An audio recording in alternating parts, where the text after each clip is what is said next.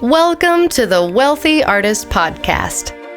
And I'm your host, Sarah Clanton. And I'm Wilson Harwood. And we're talking about how to develop your wealth, enjoy financial freedom, enjoy artistic freedom, and live the life you've always imagined. Oh my gosh, well, welcome to the show. Yeah. Are we right in? Is this it? Are we going? This is it. This we're is just happening. going. Okay. This is what's happening. We just are like, hey, what's up? Let's breath. talk about stuff. Okay. Well, Stuff and sometimes I things. pull a card. Sometimes I pull a tarot card or an oracle card, or, we always are a little, I am always a little woo. And so is Wilson. Wilson Okay. is woo Secretly. too. I like it. Yeah. Yeah. And you talk a lot about the energy. Like I actually just like to post that you did one of your recent reels talking about like just the idea of believing in yourself, how that shift can change everything. So So it's awesome. as but we woo want as to know I who you are first. I'm sorry. I feel like there's a delay and everything I say is like talking over someone. So I'm going to step back. Sorry. What were you saying? what should I do first? Should I introduce myself? Yeah, tell us who you are so our listeners know who you are. This is like our cousin podcast, which I think is so cool. So you can tell them all about your podcast, your life, your backstory, which is pretty interesting, and how you got to where you are today. Yeah. So I don't have a podcast yet, to be truthful, but I have just my YouTube channel, which the YouTube. Yeah, which supports all the things, like that's kind of my main platform. And I want to do a podcast, but that's neither hither nor dither. We will save that, but I do want to, I might ask you guys for pointers. But yeah, so my name is Lennon, and I was, I guess I can start with, I was a professional musician for 10 years touring, and then did production and songwriting and things for another 5 years. And during that 5 years, after kind of getting off the road, I was doing a lot of production work and would have a lot of the same conversations where it was like, hey, now that I've spent like a few $1,000s with you, how do I make that money back? And I was like, that's a great question. We should definitely talk about that. And I felt like it was actually some of my favorite conversations. And I thought, well, why am I not making this a part of what I do? And so I started making a YouTube channel, and it's still small overall. But we'll get into the belief systems soon. But when I got into it, I was like, I want to do this the best that I possibly can. I want to I'm gonna invest in this. I want to see what I can possibly do. So I found this guy named Tim Schmoyer who runs a channel called Video Creators, which is a really established channel and company around like YouTube education. And so I signed up for his course, which cost way more money than anything I had invested in when it comes to a course. I think it was like $1,500, which, most of us know, like that feels like a ton of money when you've never like put any money into something like that. So I was terrified. And then I also went to a conference called Vid Summit in California. And he was going to be there and all these other people in the YouTube space. And so I got there and I was like, oh my gosh, like, I didn't expect it, but like these are kind of my people. They're just a bunch of creative people that are so supportive, and the difference between them versus like what I felt like was happening in a lot of the local music markets or things was that there wasn't a lot of like cat talk happening about like, or it's also about like, how do I do this? And I'm totally in, like, let's collaborate. Let's do all the things. How do I do this? And I want to do it as big as I possibly can. Like they were ready to go all in. And it was real. And I'd say probably just investing money into something probably is going to put you into that circle anyway. Mm-hmm. But I just told myself, like, I want to be in this group next year, but in a different way. I want to somehow be more connected with the education side of this and be in some of these circles. And so sure enough, about that time I had landed a a commercial that I co-wrote with a girl named K-Flay. It's like a hip hop sort of pop artist who's now gone on to be like a Grammy nominee, and she's incredibly talented and awesome. And that commercial made like my entire year's salary in like, one swoop. It was like 44 grand, something like that for this commercial. And I was only getting, X percentage. So it was crazy to me. But I felt like it was a gift. I felt like it was like, here, take this. And what are you going to do? You got time. What are you going to do? And some of my clients started to drop off. This guy, Tim, who I was doing the class with, I had now wrapped that. And he comes in and says, hey, I'm looking for strategists for our team. We can train you into it. We know, like, we're looking for specific people. And so I applied, ended up getting that job. So now I teach the class that I took and have worked with clients on the YouTube side everywhere from like 0 subscribers and help them grow their channel to, hundreds of thousands and revenue by the same. And then also done things like taking a multi-million subscriber channel and, grown them from like 4 million views a month to like 8+ million views a month.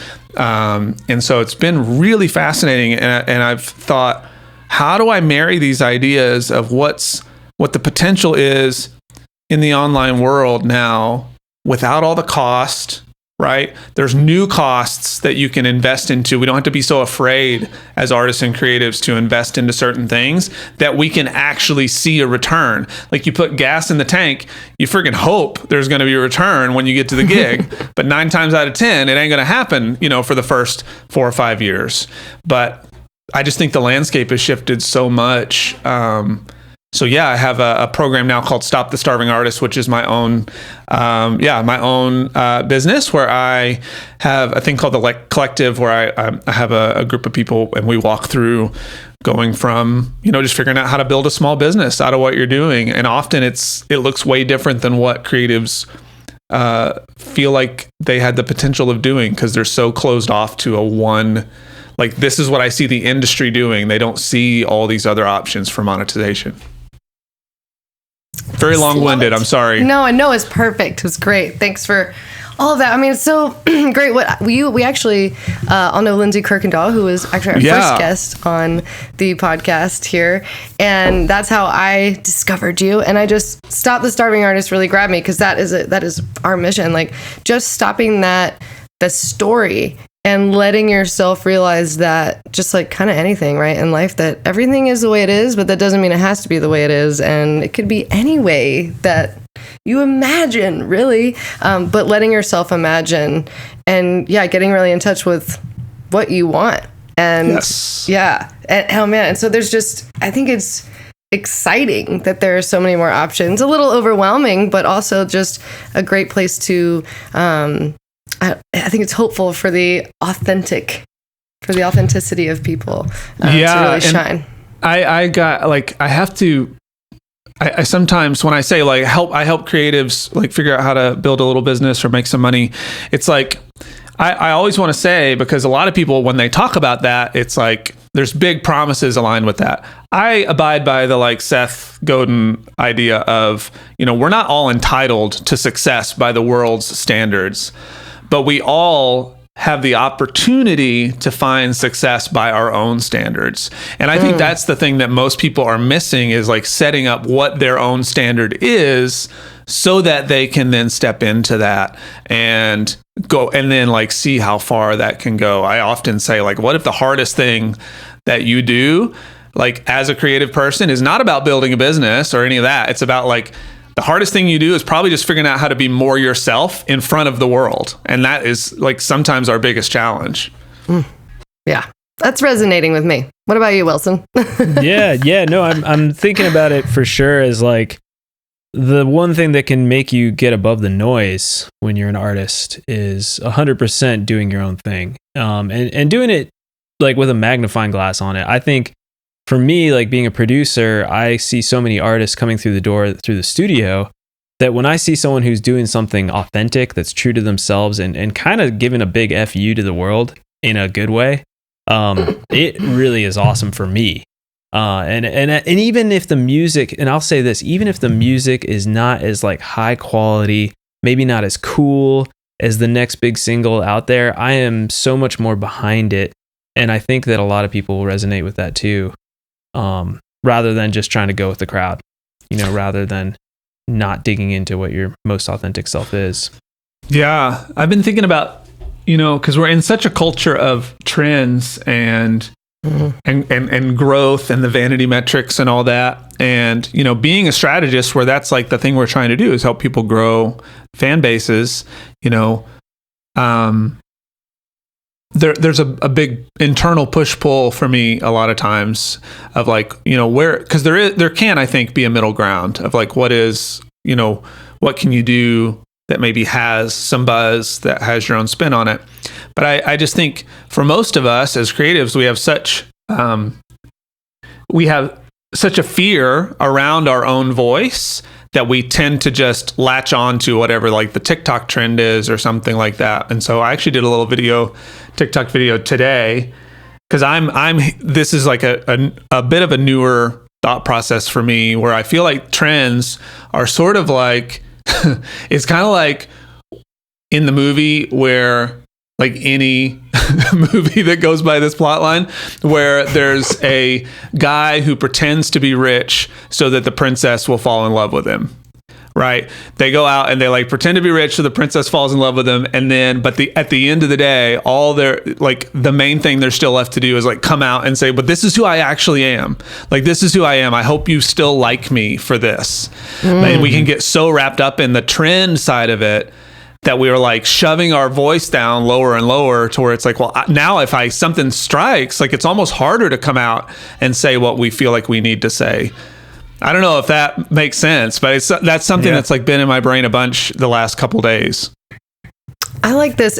It's like almost, it kind of is making me, it can kind of be Cinderella's story too, right? Where like, she's pretending to be somebody else. So either way, but it's kind of sorry to put like a male spin on. No, and I didn't mean to be like, but also like I was just like, what's the first story that popped in my mind? Because like any plot line, I was like, actually, Ever After with Drew Barrymore came to mind. I don't know why that popped it. Taking it, like, I love me some I'm Drew a girl, Barrymore. so I'm a woman, right? So I would like, of course, I'm also programmed to think maybe of the Cinderella story. There's that whole Disney complex there. Yeah. Anyway, but it has me thinking about like using hashtags. I don't know if this like connects at all, but when you're using a hashtag, like you don't want to use something that's like 20 million or more or something. 'Cause you just kind of, you can play your trend but I don't know, like even using the trend is, in your most authentic self. I don't know. We talked about that actually with Heather May about how to use trends and like, don't just copy, but like use your authenticity to like create traffic and stuff. But, there's that middle ground with hashtags where, you can kind of be seen and engage more in the groups that will get the most value from what your offer is, what your content is, like in that smaller number of hashtags. I don't know if this makes sense. It's kind of like, it's still not, mainstream, but it's all about finding your tribe, and you're growing these vanity metrics, which are numbers. It can be so frustrating. I think there's like a journey to the self in it if you take the right approach, because you have to figure out with ads and stuff, like who do I want to reach, who, instead of just throwing a net over everything and be like, all right, I don't care, I just want any fan. It makes you really think about how to hone in on who you are to reach others. 1,000%. Yeah. I don't know if the hashtag thing makes any sense, but I don't know. No, I kind of get it. I mean, I think the way what I heard from you is like, how do we, sometimes our voice can lie inside some of the smaller ideas too. And there's value in both. Knowing like what I know about YouTube and where everything's sort of heading in terms of those ideas of like algorithms and stuff, that stuff will be like, it won't matter.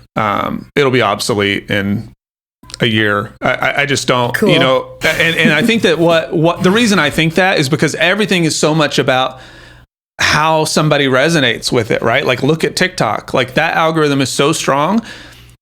Those hashtags, like 3 hashtags and it's everybody's doing FYP, like they don't matter. Like, it's like what really matters is how well is this connecting to the right person, right. And so still identifying. So we're saying the same thing. And I guess what I lean into is like, think way less about that stuff and think so much more about your person and you'll be just fine, because we get so caught up in the like, how do I do this? How do I do this? And it's like, no, who's it for? Just talk to them and see what happens. Yes. Who's it for? Yeah. No, that's coming back to that authenticity again, and like that the algorithms are probably getting better to the point where you don't need to like prime them as much. Like you just need to put out the content that you know is great. And they're doing all the work for you. I know in the Facebook ad realm, that's for sure true. Like there more and more I hear people saying like, yeah, don't try to use all these things for the Facebook ads. Let Facebook ad algorithm figure it out for you, and they'll find all your people. You just need to provide awesome content. So, I like that. Overall, I mean, I think it's a good thing overall. It means less work for us, which we can't comprehend. Like robots are way smarter than we are in terms of comprehending all that stuff. Well, it comes down to they're just trying, they're not, my boss says it this way, like they're not content promotion platforms. I mean, they are, but it's about how do I find the right viewer for the right thing at the right time. And when they start to figure that out, it can be really valuable. So YouTube specifically, so at Video Creators, what we teach, and then YouTube says it directly, like your metadata does not matter in terms of like getting something discovered. It may matter in a Google search, but it doesn't matter on YouTube, right? So the metadata is there, but it literally says like, unless it has to do with misspellings or something like that, this plays a very small role in your stuff getting discovered. So it's just all about like, again, that human connection. So if YouTube can figure out like, here are all the patterns of viewers, which they can, and then say, who likes this? They'll go find more of those people. And if it resonates and continues to grow, then we'll see it blow up, right? Yeah. And so it's really fascinating when you start to see that then TikTok came on the scene and people can just blow up, which says that to me, that algorithm is doing that times, I don't know how much. And then, Facebook will just be in line before long, I'm sure of it. So it's just, it's a fascinating time. And super cool because all that other stuff can just be hacked, right? I can tell YouTube that I made a video about this. And so, eventually everything's going to be like, no. So the algorithm's becoming more authentic. Okay, I'm watching Westworld right now, you guys. Just started it. Don't get me started. So I'm like sitting here and thinking like, all right, so we create these algorithms to understand each other, but now the computers are learning. Wait, what is real? When will it have feelings? Yeah. Wait, does it? Have you seen Westworld, Wilson? Did you say? Oh yeah, I'm a huge fan. I haven't got up today on the latest season, but I think I watched the first 2 seasons for sure. I'm in the first season right now. Oh my god! Yeah. Oh my god! Why haven't I watched it before? I'm so happy it's happening now.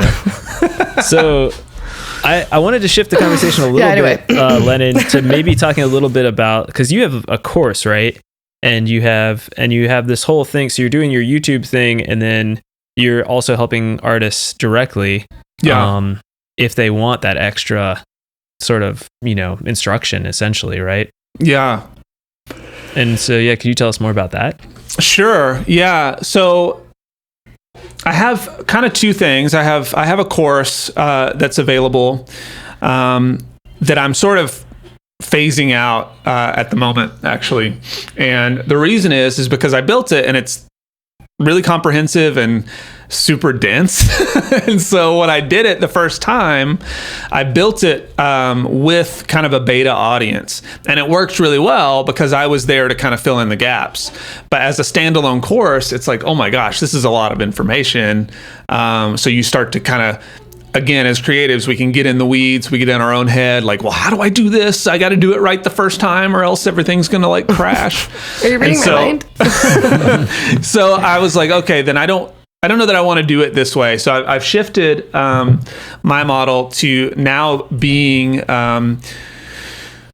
more of a training program, which is a membership model. So when you pay, you're paying per month, but there's like a new course sort of every month.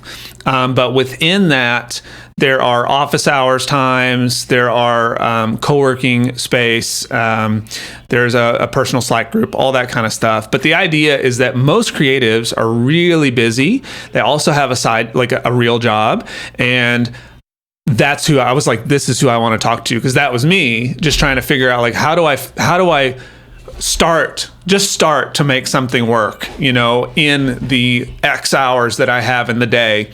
So when I shifted it to that, I've noticed that a lot of people now are way more involved because they're like, oh, okay, I can do an hour meeting once a week. Or if I miss it, I still have the coursework that I can go through. So I try to design it to where, every week people can do it in a couple hours, and I try to include social media assignments into all the content as well, so that that's like just baked in. So it just becomes a part of their like weekly promotional plan, as opposed to feeling like it's an extra thing, because that's not what I wanted for anybody. It's like, how does this replace your plan now? That was really like the time goal. Management skills. Totally, too. yeah. And totally. accountability buddies. Accountability buddies, dude. Yes. It is so important. And I talked about that conference. Like, I still connect all the time with people from that first conference I went to, because they were the first people in this space that I saw really invest in themselves. And when you see people investing in themselves, that's a different vibe than your guy down the street that's like, how do I get my buddy to make the website for me for free? And pray to God that it works. Yep. Yeah. So yeah. Oh, it's so true. Oh my gosh. Yeah. You're raising, and it helps everybody. Like, the more that we can do that, instead of being like crabs in a bucket where, someone's getting ahead and we pull each other down. But we actually, what was, I can't believe I'm blanking. Wilson, help me out. We just reviewed a book about this, how important it is. The 3% rule. Oh, yeah. That was, I just finished that the book importance too. of like investing in yourself. No Excuses by Brian Tracy. Yeah, he brought that idea up. Yeah.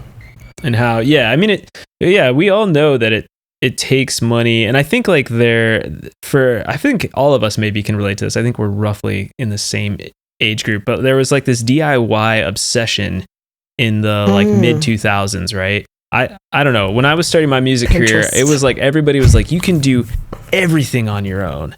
Like, and that's the way we do it. Like, screw labels, screw everybody, do it all on your own, DIY to the max. And then there was the DIT, do it together, that started coming out. I was like, I think DIT is a lot healthier. Oh, absolutely. I like that. How have I missed DIT? Like, am I just I don't know. It wasn't as cool as as DIY. DIT, like. I did. But I think I got sucked up in the DIY thing. And to this day, I'm still like having to battle this obsession with doing it all yourself, and paying people is huge, and paying for services is awesome. What do you feel like it costs you when you do decide that you have to do everything? Like, what's the true cost of that for you? Burnout, mental health, therapy for like years.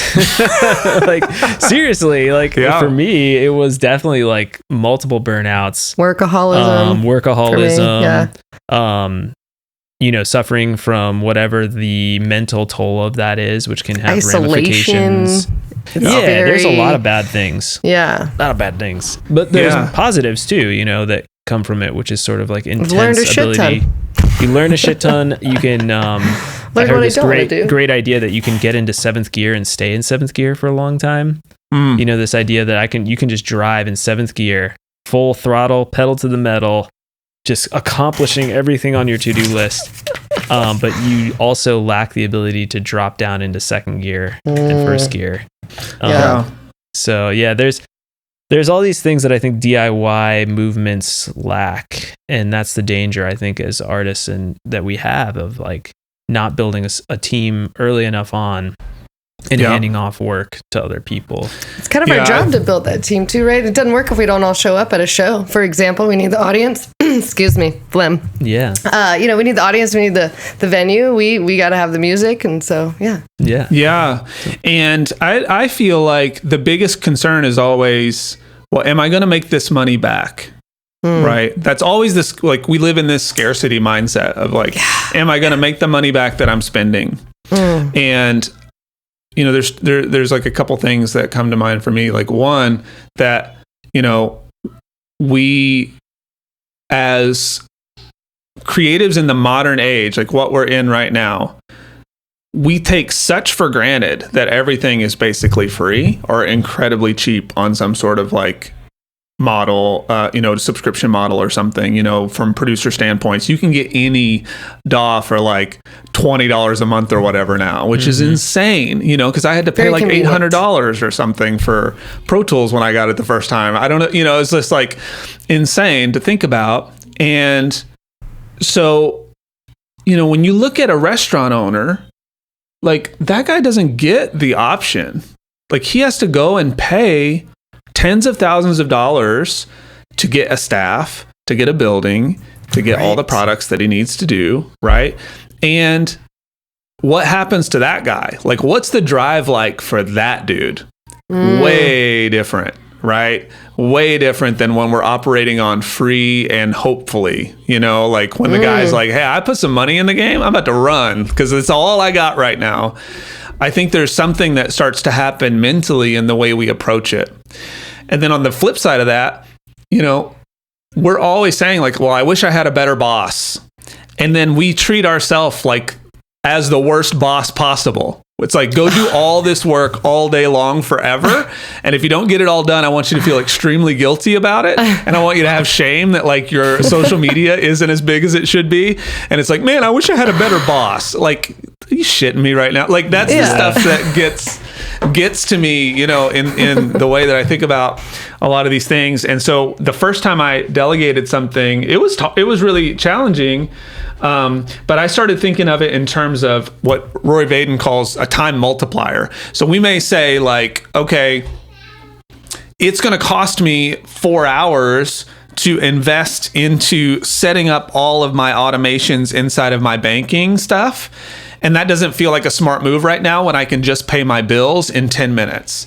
But over that 4 hours, what's going to happen is in 6 months, all of that time will have been made up. And now you're operating on like complete give back, complete return.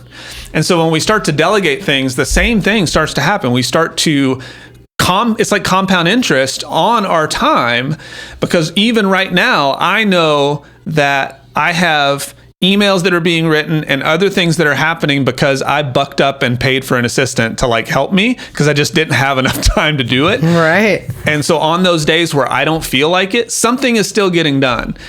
Like, tell me that's not valuable to any one of us that's trying something. And we can hire somebody on the cheap now. And it's not about the big tasks. It's more about like, get the little ones taken care of. The stuff that you're like, I hate doing. I hate hitting send over and over on these Instagram messages. Like, pay somebody to do it. They'll do it for cheap, you know? Yeah. It's so true. Do you have any advice for delegating? Because for me, as someone who's like struggled with like, got to do it yourself, DIY forever, you know, like even like when I was signed for a time, like I had a really hard time. People like, oh, it must be so easy. Like the story showed up in a lot of different ways when people like, oh, it must be so easy having a team. I'm like, oh my God, no, it's just like reappropriation or responsibility. But it was new to me. And so even like relenting the like, someone responding to my Instagram messages, like, you know, that like I'm not even sure. Yeah. So delegation, do you have any suggestions, tips, tricks? Yeah. So I think if you're thinking about delegating, so there's three questions here. Let me pull them up in one of my Post-its. Yeah. Yes. Okay. I want you to ask yourself these 3 questions. I am at my best when I'm what? And this is going to be like a general statement. Do you want to play along? Do you guys want to do this out loud? Oh, sure. So, yeah. Okay. Yeah. We'll start with you then, Sarah, since this was your question. I'm at my best. Wait, I'm the host now, right? Okay. Sorry. Yeah, I'm at my best when I'm what? What do you feel like you're at your best at?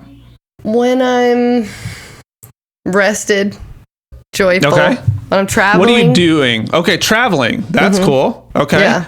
What about you, Wilson? Well, I think I'm at my best when I'm doing high creative work. So like super maybe fun, that I can creative work, whether that's, you know, making a song in the studio, or doing some fun, cool, high level stuff with my business or something like that. Yeah.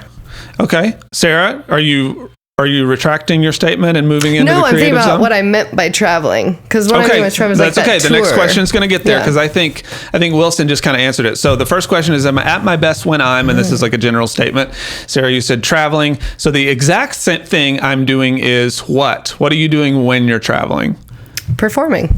Okay, performance, great. And so Wilson, you said like creation in terms of doing, songs or doing something creative inside your business, right? So then the last question is, the thing I love most is what during that time? The thing you love most. So like, you're a very specific thing. Mm-hmm. I don't know. For me, like, I know, I'm kind of elaborating more on this exercise because I've thought about it some, but like for me, it's like, I know I love mixing, but I don't love mix prep because mix prep is like the sort of not fun technical stuff that you do. But the mixing is like, what is it about mixing though that you love? You get in the flow state. Okay. Which is kind of the true with all this creative stuff. I think it's really the flow state that we're after in a sense of like our full self being utilized. So what gets you in that flow state with mixing over just like brushing your teeth? I don't know, man. Some teeth brushing sessions they can get there, right? No, I'm just kidding. Yeah. It's I think it's just like the focused attention in a creative space that gets you in a flow state where you're able to lose track of time. And there's something about that is just incredible. Yeah, and I would argue a little bit, just to push back, like if we were doing a session on this, I'd say that you're sort of succumbing to the definition of flow state as opposed to like digging into what your version of that is, which is like those specifics though, that's the things that we start to look for. So I did something similar. Well, actually, Sarah, do you have something like now that we've kind of grinded in a little bit, you feel like... Say the question one more time, because I feel like traveling, like... that's your general. Yep, performing. The exact thing is performing, and then the thing you love most is during performance. What? Singing is the thing that comes to mind. The flow state resonates with me, because there's this place that like... I just am, because I'm not anxious. I'm like doing the thing when I'm singing and playing my cello. Like I'm on stage. I'm connecting. I think connection is really. I think that's my favorite. Like being able to connect, like this conversation. Like being able to like connect with people. It does get me into that like buzz of like oh yeah. And so music is the same way I'm performing, and yeah. So cool. Singing and so connection. Yeah, this is great because like. What you're doing then is you found this through line, maybe inadvertently, of like this connection that you get from singing is the same connection you get in a podcast interview, is the same connection you get in certain other parts. And I would say for you, Wilson, it's probably similar, right? There's something happening in these things where there becomes this through line. When we tie ourselves to something, it's usually like we put our identity into a thing, not like a why. You know what I mean? And so I know that this feels like a lot deeper thing than delegating, but I feel like you have to start with like, where am I? This is from a book where they're talking about like, what is your zone of genius? And so for me, it's a lot of facilitating conversation. There's a lot of like, my biggest thing is helping people sort of wade through the dark things. I'm not afraid of confrontation. I'm not afraid of, so there's like multiple things within that lead down to this deal. With my brother, it was like, he's an incredible illustrator and songwriter. And he was like, yeah, I realized like it's putting these, like taking something, putting it in a box, and then forcing myself to take the tools that I have and making it work. So he's like, I get the same joy and excitement out of like packing my car to move from LA to Chicago as I do like creating a song and so when you start to find these patterns, then it's like, where does that exist in my work? And you can then look outside of that and say, what's the furthest from that I don't like, and that is really simple for you to teach someone else to do. So one thing that I did is connection is good for me, but only in like the real conversation. Initial connection is really hard for me because I'm typically like introverted. I roll the line. So I do fuel myself by being alone. And so I said to my assistant, like, I'm going to make these videos. I'm totally like giving up the ghost here, but like, I'm going to make these videos, and I want you to just send them to everybody that joins the Instagram. And it's me talking directly to them. And then, so she does the initial reach out, which is still me. And then I follow up with only the people that respond, because we probably only get 20% that like actually respond to that. Right. And that way I'm no longer having to worry, like, are they going to be weirded out that I like did this thing? All that anxiety and shit that like stirs up for me. I'm like, I don't like that. You do this part. I'll just do the part I'm really good at. And that's made all the difference. Yeah. Yeah. That's resonating. That's huge. And you're still able to give a message that's from you initially. I like that. And I'm still involved in the conversation 100%, because I know what I said at first, and I still see what they said. I'm just not the one like sending that initial video. So some people may think that's swarmy or whatever, but I'm like, no, dude, you're still getting me whenever we're actually talking. It's just that initial thing is me being like, my time is better spent doing this kind of thing, or being somewhere else, like making something that I know is going to hit more people, not being in a DM hoping they respond, you know? Mm-hmm. Right. Yeah, exactly. Yeah, I think that's like way deeper than I have ever thought about hiring and delegating, but I like it. Yeah, I like it. And I think maybe my next question would be like, for most people, I'm sure money is the main issue. Yeah. They think the real issue is probably they don't even know what to delegate. But I think a lot of people get hung up on the money thing. So do you have any advice for at what point? You know, I've heard some numbers in businesses thrown around, but I don't know if there's ever really a magic time to hire someone. It's sort of like, are you ever ready to have kids? It's like, no. Right. Yeah. You know? No, and I think there is accuracy to that. And I think the other thing you have to remind, like, because, oh my gosh, like creatives are the worst because we are like, and the best, but the worst because we get in our head and we're like, oh my God, like I'm going to spend like $500 a month on this person, and I don't even know if it's going to work. Like, what you have to remind yourself is like, this can be totally temporary. Relieve yourself of all the pressure of this having to be forever, because it does not have to exist that way. Mm-hmm. And I've started to do that with everything, with new clients. You know, for people to work with me one-on-one is a lot more money. It's like I charge like $2,500 for my personal thing for about a 12-week stint. But we're meeting every week. And that initially, when I started charging that, I was terrified. And then I was like, no, stop being afraid. There's no permanence here. I can just give them their money back if they're not happy. Like, it's literally that easy. I don't need to feel. You attract a different kind of client. Yes. Just like you were talking, like just being willing to spend money on yourself brings, you know, that saying. In fact, I've read it lots of times recently, and I'm rereading Amanda Francis's Rich as Fuck, which we also reviewed on the podcast. And just like getting to like double your price and like just do it. And it might seem really scary, and you might get less clients, but isn't that the goal? Like, you want to get paid more and have more of your time and really serve at that high level to the people that really need you the most. Totally. Yeah. And some people may be like, well, I'm not even there yet. I don't even know. Like, I'm not even making money yet. To that point, I would say, if you have a job, which I think you should, I don't think anybody in this age needs to go off and just like, you know, who's a woozy, like quits their job and like hopes that it all like, you know, I think that is an irresponsible mindset in many ways.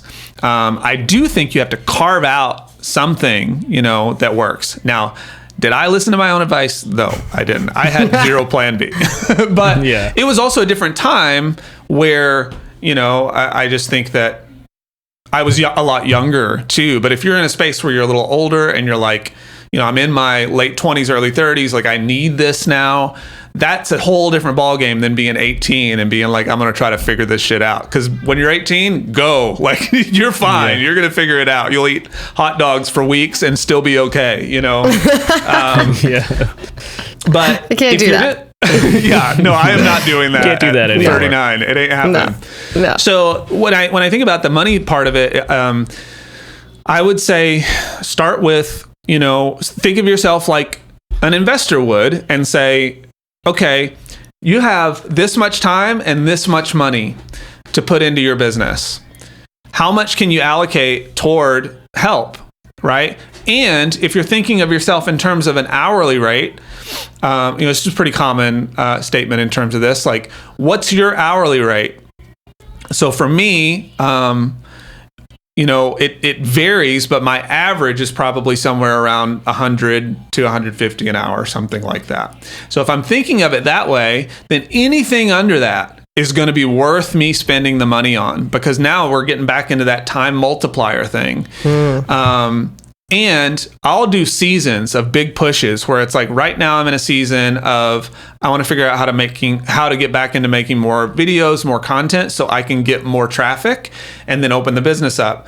But I've been in a season of just the business, so I haven't been making a lot of content. And I don't think a lot of people think that way. They're always like, I have to be doing all things at one time. We're small, we're small businesses out here, whether you think of yourself as that or not. And it's totally okay to run in sprints at one thing and another thing. You don't need to completely disappear from the others, but nobody's going to completely disregard you, because it's not all going to shut down otherwise. The people that are there, as long as you're communicating that, will do it. So I'd say pick that, start with that. And if you use something like onlinejobs.ph, which is from the Philippines, a lot of people talk about this. That was my first hires.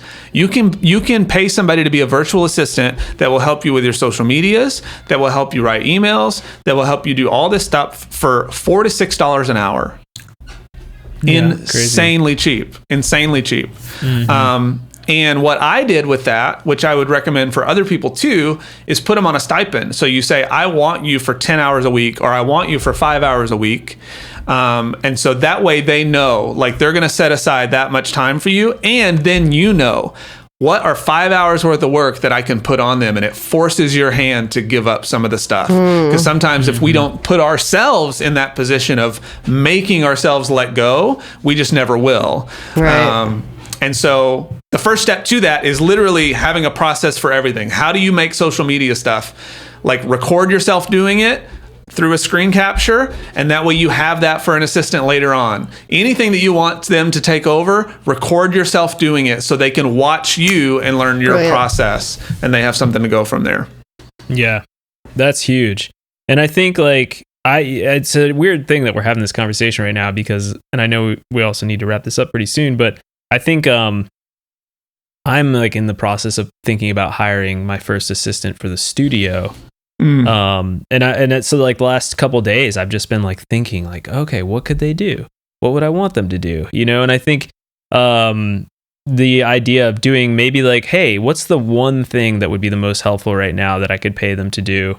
And just dip your toe in the water. That's probably what I'm going to do, because I'm experimenting with okay, like you said, okay, my hourly rate is this. If I pay them $15 to $20 an hour, I'm still netting everything above that, if a client paid for the time that they're doing it, and there's probably tasks obviously that a client didn't pay for specifically, but you can think of it that way too. So. Totally. And you can adjust your billing accordingly, especially if you're hiring somebody on the cheap, to add $4 or $5 an hour for somebody to work in the Philippines. That's not a big increase on your pay, or on your price rather. And most people would never blink at that, and so I think that's a good place to start too. And I would say for you, Wilson, if you're just trying to figure it out, do a full inventory of everything that you do in the week and look at that and say, what do I hate the most? That's really easy. And then give that shit away. Because I guarantee if you got one thing, you got 15. You just may not see them because you're just so used to doing them. Totally. And then you're going to be operating on your business and not just in it all the time, and that's really, really valuable stuff. And it's hard when Definitely. you've been like doing it so long. It's just like your We take comfort pride zone in with it, anything. too. Yeah, right. Let's quit martyring ourselves and be the bosses we want. I'm telling you, yeah. And it's not only that, it's like hiring somebody is a blessing to those people too. Like, Yes. there's like that to me, that's how I've started to see it, is like money is an exchange in value for every one of us. So when you give your money away, you just treat it like it's a flow. It's just flowing in and through, and we are just a conduit for a short amount of time. We just keep that mindset as opposed to concerning. I mean, there's ways to make money. that. I had to remind myself of that because it's like all through my college years, my bank account was at like $100 forever, and I still was fine. You know, like right. we can make it work. Right. Yeah. Your energetic minimum was at that $100 mark. We talked about that on the last episode. Yeah. That's a great You're one. I like, didn't know that term. Whatever That's your great. energetic minimum is, you'll always hit it. Don't worry. Yeah. So the whole point of everyone listening to this podcast is like, make sure that energetic minimum is really freaking high. Yeah. You're Yeah, worth work on it. getting You're it worth high. it. Yeah. 1,000. Well, this my has gosh. been awesome. So awesome. Yeah. Lennon, thank you so much for joining us today. Like, so course. cool. And let's just keep that vibe high. Oh my gosh, where can people find you? Where can wealthy artists find you on the interwebs and work with you and reach out? For sure. Yeah. So you can find me on Instagram at Stop the Starving Artist, and also just stopthestarvingartist.com. My YouTube channel is just my name, Lennon Bone. So if you look for like John Lennon and then bone, like a soup bone, you'll be fine. You know, my adolescence it left something to be desired. We'll just say that. 8th grade You was sound hell like for a me. blues singer. Yeah. That's right. Yeah. I what thought I it was a think. cool name. I think it's cool. Yeah. Thanks, Awesome. guys. And let's totally, like, I'd love to do something with you guys on the channel and talk through, because this has got to be so fun to like soak up so much knowledge from so many different people. It's got to be amazing. Awesome. It is. Yeah. Yes, we love it's it. so fun. And and what we talked about today was great. So Yeah. So thank you. Yeah. Thanks so much. And Yeah, thank you guys. Yeah, and for everyone listening, you know, if you can leave that 5-star review, it's super helpful on iTunes, and we're on YouTube as well. Yeah, you can see subscribe, all. and we have new episodes every Monday. We're also on Instagram at the Wealthy Artist Podcast, and we have an email, so we can like be pen pals. The Wealthy Artist Podcast at gmail.com. We want to know who you want to hear from, what you got questions about. We are here for you. It is really DIT. It is DIT. And with we that- want to answer your questions on the podcast. So be the first one to write Be in the and first. be like, I have a Who are question. you? You're thinking about it. I can feel you Yeah. out there, You that don't even have to energy. put I your can feel name. you're thinking about emailing us at the Wealthy Artist Podcast. at gmail.com. Always the quiet ones that have the best questions. Always the Yeah, quiet exactly. ones. So good. Awesome. Y'all take care out there. Until next time. Pew, pew, pew.